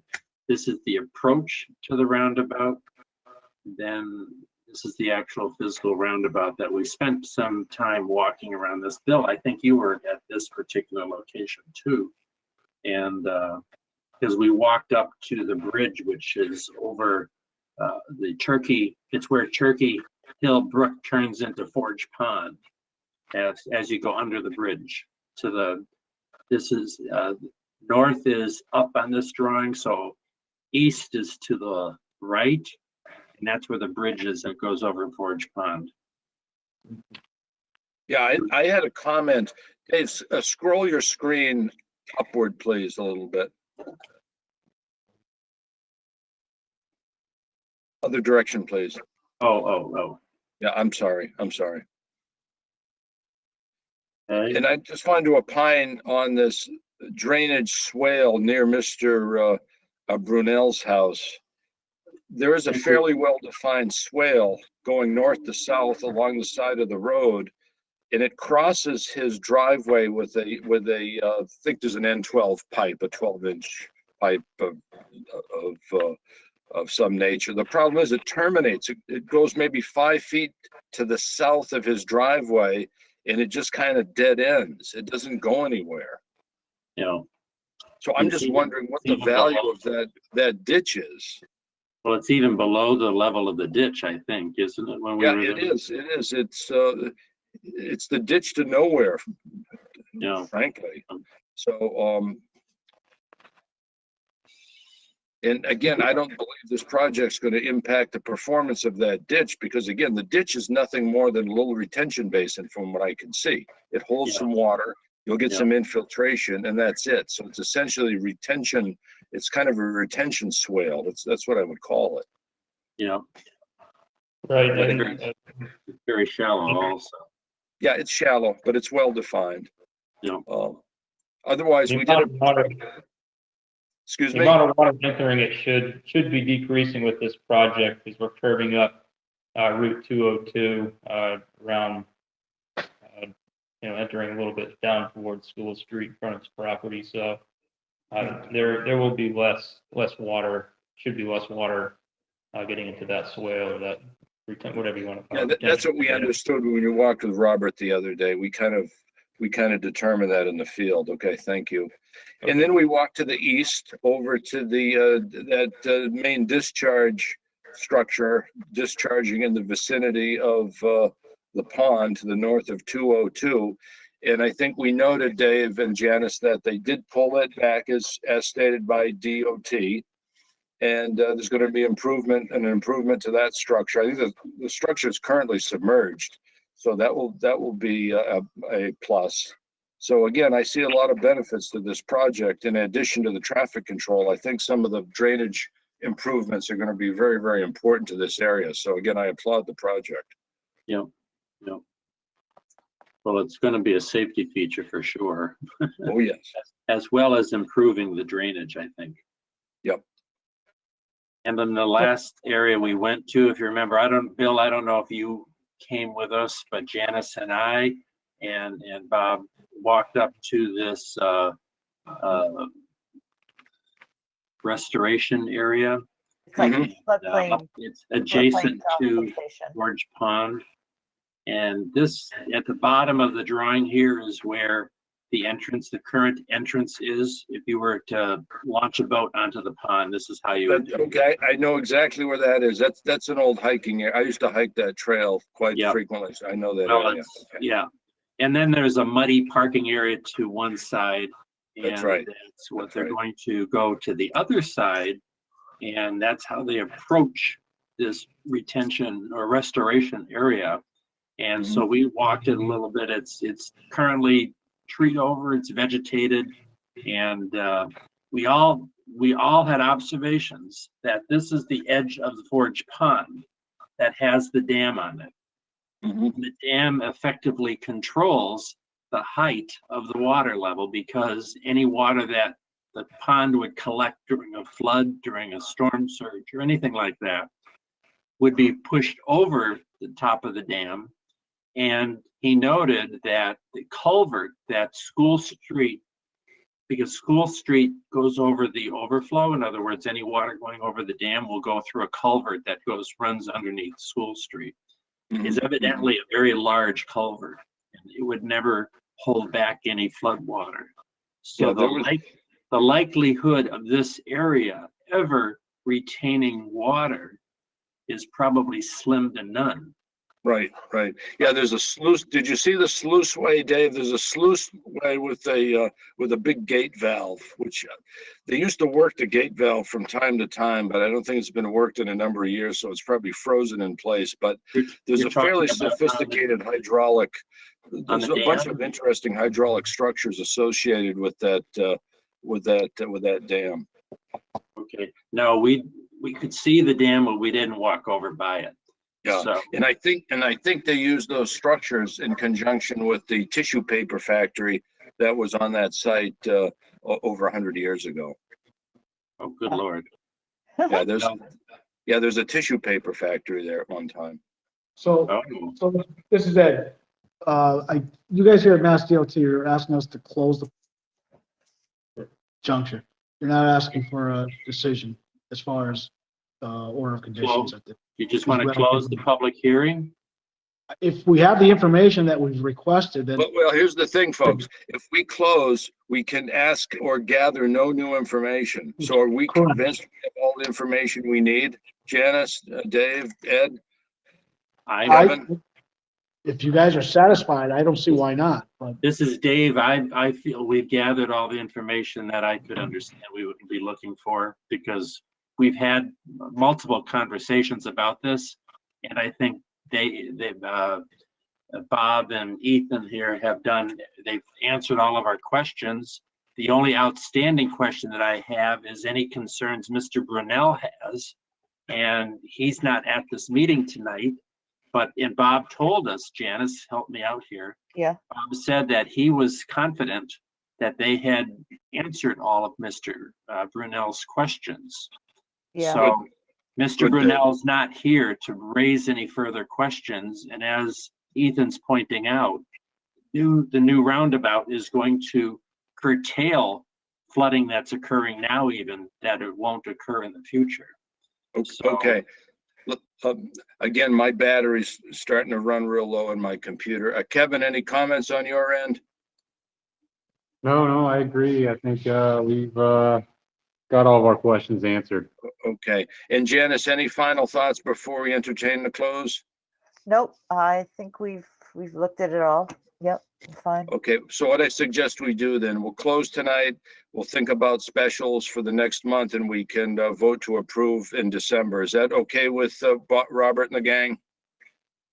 Yeah, I think that's acceptable. I mean, we don't anticipate any unusual conditions for. Okay. Okay. All right, again, I'm down to about 3% on this computer. So I move we close the hearing as presented. Dave D. Okay, got it. sorry, Dave, I didn't mean to interrupt you. You have a No, question? go ahead. I'm trying to write and talk at the same time. That's hard. Yeah. I'm sorry, I second Bill's motion. I got it. Okay, we have a motion and a second on the table to close the hearing for the combined DOT project consisting of improvements to traffic flow at Five Corners, Granby, and the addition of a new roundabout structure at School Street and 202 in Granby. So hearing no further comments, those in favor of moving to close the hearing, do so by saying aye, please. Aye. Aye. Opposed? Okay, nothing heard. Okay, the hearing is now closed. Thank you, guys, and we will see you in December. Okay, very good. Thank you. Okay, All right. Robert, Ethan, thanks for coming in. Okay, thank you, Ed. Thank you. Okay, Dave, I've All right, got let me get out of here. just about 7% going on this computer, so Oh, fire Yeah. away. The next one is, the last one for the public hearings tonight is continuation of an NOI, numbers 165-0352. And it's filed by Christopher Aldridge for the proposed demolition of the Aldridge Barn, which is located in the Bachelor Brook. Prior to demolition, sediment and erosion control will be installed. All debris will be removed from the site with the exception of the stone foundation, which will be brought down to grade and left on site. With regards to property located at 49 Aldridge Street and known as map 1-C 8 in the town of Granby. So I don't know if there's nobody in the, I don't know if there's anybody in the library, Ed, for this Are project. you here for the Aldrich Dam? I think, is George Okay. Costa still there, Ed? No, Mr. Costa left. I believe this one, they asked us to extend this into January. Is it not the one? Well, Is this I- the Yeah, one? I've been talking to George about this incidentally, and, yeah, he's working on it, and I think they do want to continue this until January at this point. Is I that what believe it there was an email or some type of letter continuing till. Yeah, So so that- why don't we at least continue it to December, and then we can make a decision Yeah. at December for January. So I move we continue the Aldridge Mill project until December 13th. Second. And I would just say part of that is because they have hired George to work on that slope stability, so they're moving forward on it. Who did they hire? George Costa, George the Costa. who was here earlier for the other project. Okay. And I didn't see anything on my email from them about January. I just asked for the next meeting and they said yes, but you may have other communication, so. Yeah, let's continue it to Yeah. December, and we can always extend it Okay. again. Okay. So All sorry right. to interrupt. Yeah. No problem, Okay. Janice. Thank you. Okay, Dave, moving forward, please. That's the last of the public meetings. Then we have any other business? I have, Go ahead, Ed. Dave, I have two gentlemen here. I'm not sure what they're here for, but if you want. Stand, come on up. I'll need their name so I can understand it and address. Name Yes, and Richard address. Lamro, 123 Chickabee Street, a butter of the Granby Bow and Gun. Curious about what's gonna happen over there, and, they have a big enough problem going now, Excuse so. me, Ed, Yes, excuse me. Hi, Mr. Lamero, nice to see you. Rich, do you have an agenda? Are you on the agenda for No, tonight? I don't have an agenda, I just figured maybe something would be on the board, and if I could contribute to it. You know, in due respect for everybody on board here, would you be kind enough to get on the agenda as a talking point next month? Yes, I will. No, what is the date of that? Just call Kathy Leonard, tell her you want to get on the agenda for a discussion of your issue. Okay, let's see. Yeah, maybe we can put them in under, just at the building permit stuff, just so we can get them out of here earlier. Yeah. Yeah, we can give them 10 minutes. We'll give them 10 minutes next month. We Okay. did some photos. I saw the photos that were sent, so. okay, Yeah. I'm really concerned. I understand. Because, I mean, is he still gonna be able to operate? Okay, thank you, Rich. Thanks for coming in. We'll see you next month. Thank you. Okay, thank you, Bill. I know you're busy, whatever. I just No, figured maybe if I came up and something was We gotta mentioned. try to, have to try to keep things in order here. Okay, thank you, Rich. We'll see you next month. Okay, not a problem. Okay. Ed, is there anyone else there? No, Robin's with me. No, we're all set, here. Mr. Lamro, will schedule Oh, Okay, for. yeah, we'll talk to Rich next month on the situation. Can I put All on an agenda right now? Kathy. Is there any Okay. other Kathy, items? David? Okay. you have Kathy's number? We had Bill, the 7 Phillips Circle, request for compliance, heartburn here. We also had I Yeah, I understand. mean, I can deal with this. Crescent and West Street. That's 165, 154 at Janice. I think Janice was handling that or trying to get it worked out. Yeah, I can talk on that one if you want me to. Yeah, go ahead, Yeah. Jen. Yeah, Okay, we have so nothing. Okay. I've been in touch with the lawyer, Mr. Sidal, who asked for this, and he and I had gone over things on the phone, looking at the registry of deeds, and it looked like that this particular order of conditions was for actually 6 lots that are in the northwest corner of Crescent and West Street. He had applied for this, thinking that it might include the 2 West Street lots that Chapdelaine is presently going to get started on. I told him that that's not what we thought at the time when we looked things over, but if he felt that those 2 lots way over on the other side are part of this order of conditions, then we could continue it and answer him on it. But he wasn't sure either, so he's going to double check, and then if it's really not part of the 2 lots, which I don't think it is, for the present, active ones for Chapter Lane, then he'll just withdraw this, request for certificate of compliance for the Crescent West Street one. He just wanted to cover all bases, about, Chapter Lane. Okay, Out of all that, Janice, all I Yeah. heard was he's going to withdraw this He- request. Well, he might. He's going to do one more check to make sure that it doesn't include those 2 lots.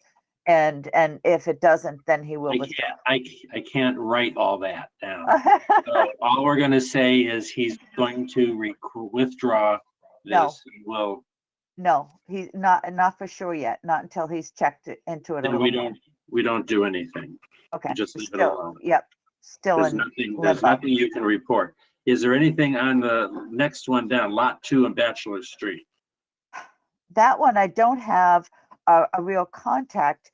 It was done by somebody for somebody else. It's not the owner of the property. So I don't have a way to reach the owner of the property to ask them for permission to get onto their site. It's sort of a difficult situation. I haven't figured out what to do. I did email the lawyer who sent it in, and I have not heard back from them. Well, is it our problem when somebody submits something that we can't act on? Well, it's still a request, so one way or the other, we should get it resolved. That's all. Yeah, but But you're I don't- saying you don't have access, so you can't resolve it. Yeah, but the people that living there are not the ones who requested the certificate. So I've got to get back in touch with the law firm, which I only can do from information I've gotten from the website, and there's no telephone number. Well, again, there's nothing we can say about it then. It's in limbo, like the Yep. other one. Yep, okay. We had, that's it for the request for certificates of compliance. And the last thing we were already talking about were the site visits, which I think we covered all Yep. the site visits that, and I think we're up to date on our site visits, and the only things that are left outstanding are, as we could look at our site visits list, we had a Dufresne walk and cutting plan, which was to be determined. 19 Deerbrook Circle, I think, was somebody having a baby, and we never got back Yeah. from them. And then that was it. Those are the only other 2 outstanding site visits that haven't been concluded. Yep. And then we've got correspondence at the end, Bill, but we've got, before we leave that, we've got some old business that I know, Janice, you're going to want to talk about. I don't know if there's anything further about the Eversource MEPA filing, if we have to talk about that anymore. But Not yet. more importantly, can you hear me, Dave? yes, I can. Yeah, I think my video is frozen, but that's okay. So I think let's not talk about that Eversource. We have more important things to discuss, which I regret to have to discuss. And Before you go there, Bill, I'd like Janice to update us on the Munsing Ridge CR, if that's what of course. Okay, thank you. you're going to.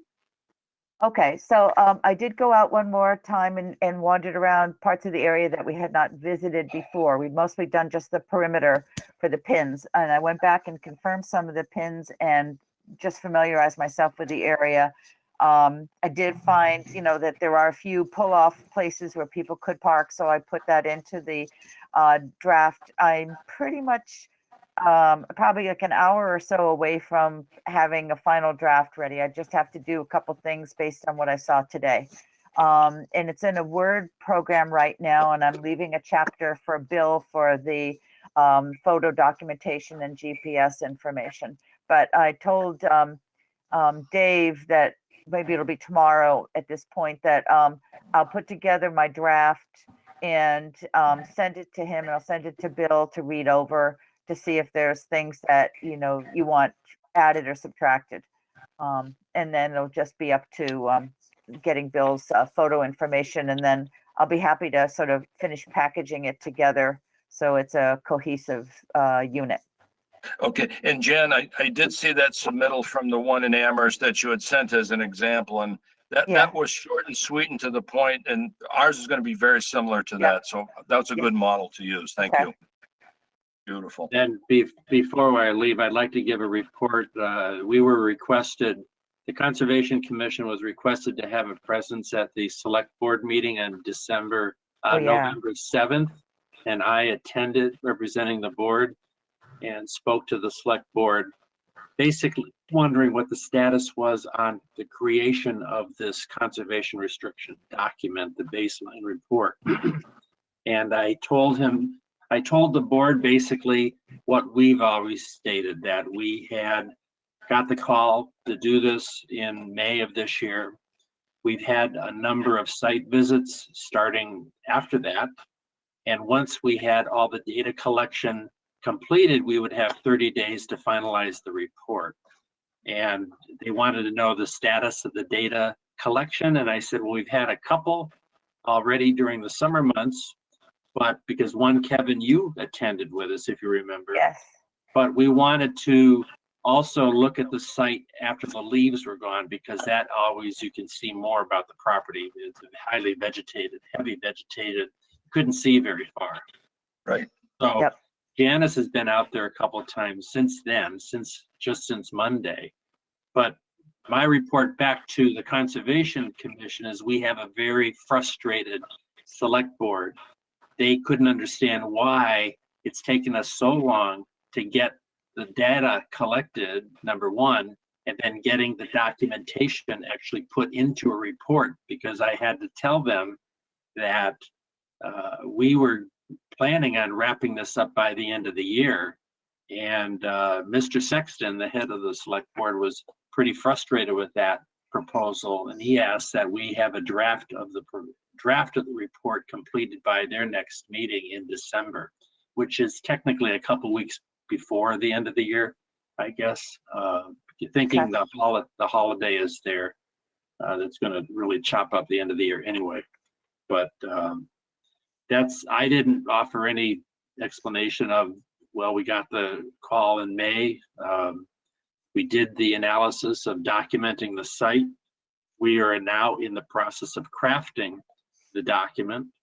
And once we have completed all the data collection, we will submit a final draft of the CR for review. So anything, and they said, okay, they're in the receiving end. He would just like it done sooner than later. I think they're afraid of the applicant here suing the town, which is what. I appreciate that, Dave, and thank you for attending on behalf of the thank you. commission. Listen, we're doing the best we can with the horsepower that we have. And Right. speaking of horsepower, we're going to lose we're going to lose our 2 front feet in a couple of weeks, folks. And I regret to announce that Janice will be leaving us for shorter pastures, not greener pastures, Janice, but shorter pastures. She'll be taking a job in Pelham. So without further ado, Janice, if you'd be so kind to just elaborate. Okay, I don't know how much there is to say, but at any rate, I did send out, I know it's last minute. I wrote up the resignation about 2:00 this morning, so I sent it out when I got home from the site visits today. But basically, it's just easier. There's less demand on my time with the Pelham job, and it's a lot closer. It's less than half the distance, so even getting out for site visits and all is a whole lot easier. So I hate to do it to you, but I am. No. I'm going to miss you, Jan. Of course we are. We're losing all our horsepower, believe me. And Janice, now, what's the population of Pelham? Like I'm 500 not people. sure. No, it's more than that. No, it's not much. I've been Is it to Pelham. Yeah. What's it, a couple of thousand people? I don't know. They say they get about 3 notices of intent a year. Well, see, well, that's the point. You know, Granby's a growing community, so you're going from a workload of up here to a Yeah. workload down here. So Yeah. I can appreciate that. Plus, with the cost of fuel rising and the Yeah. time involved traveling, I can see it's a prudent choice on your behalf. So again, Yeah. thank you for your fabulous service over the past year plus, Janice, and we all wish you well. And I'm resigning, effective the end of November. So I'll get the monthly rig done. I'll do Okay. the determinations from tonight and the draft for the other one, and whatever else Dave and I can figure out, I can try to get done. And I'll show Dave what I know about the library and the files and stuff like that. Okay. That should be And I fine, suggest Bill, that we right? have a little going away party, some little get together for Janice in the near future, folks. Oh, that'd be nice. Thank you, Janice, for all your help. Thank you, Janice. Good luck. You're welcome. Thank you. Okay, well, on that somber note, folks, it's about what, 9 or 10 after the hour. I think it's Okay. time to adjourn. Okay, thank you. Second. 9:05. Okay, guys, thank you all. Have a good evening. I move we adjourn. Thank you. Approved. Favor? Okay. Thank you. Thank you. Contact everybody. Thank you. All right. Bye-bye.